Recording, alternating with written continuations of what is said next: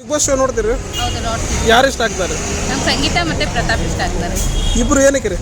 ಏನಕ್ಕೆ ಅಂದರೆ ಅವ್ರು ಹಳ್ಳಿ ಇದರಿಂದ ಬಂದಿರೋ ಪ್ರತಾಪ್ ಬಂದು ಈ ಊರು ಬಂದು ಫುಲ್ಲು ಇದರಲ್ಲಿದ್ದಾರೆ, ಆಡೋಕ್ಕೆ ಅಗ್ರೆಸಿವಾಗಿ ಆಡ್ಕೊಂಡು ಚೆನ್ನಾಗಿ ಆಡ್ತಿದ್ದಾರೆ ಒಂಟಿಯಾಗಿ, ಅದಕ್ಕೆ ಅವ್ರು ಇಷ್ಟ ಆಗ್ತಾರೆ. ಸಂಗೀತ ಯಾವಾಗಲೂ ಜಗಳ ತೆಗೆದುಕೊಂಡು ಹೋಗ್ತಾರಂತ?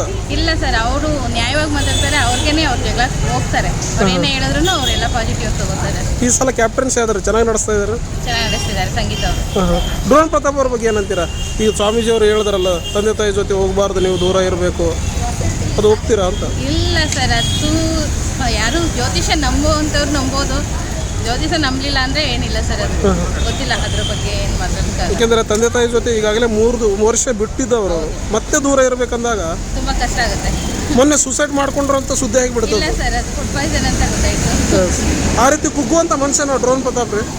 ಇದ್ದಾರೆ ಸರ್, ಟ್ಯಾಲೆಂಟ್ ಇಲ್ಲ ಅಂದರೆ ಬರೋಕ್ಕಾಗ್ತಿಲ್ಲ ಸರ್. ಟ್ಯಾಲೆಂಟ್ ಇದ್ದಾರೆ. ಈ ಸಲ ವಿನ್ ಆಗ್ತಾರಂತೀರಾ?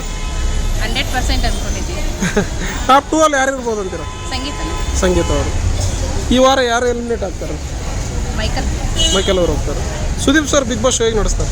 ಚೆನ್ನಾಗಿ ನಡೆಸ್ತಾರೆ, ಚೆನ್ನಾಗಿದೆ. ಪ್ರತಿ ವಾರದ ಪಂಚಾಯತ್ ಇಷ್ಟ ಆಗುತ್ತೆ? ಹೌದು. ನಿಮ್ಮ ಓಟು?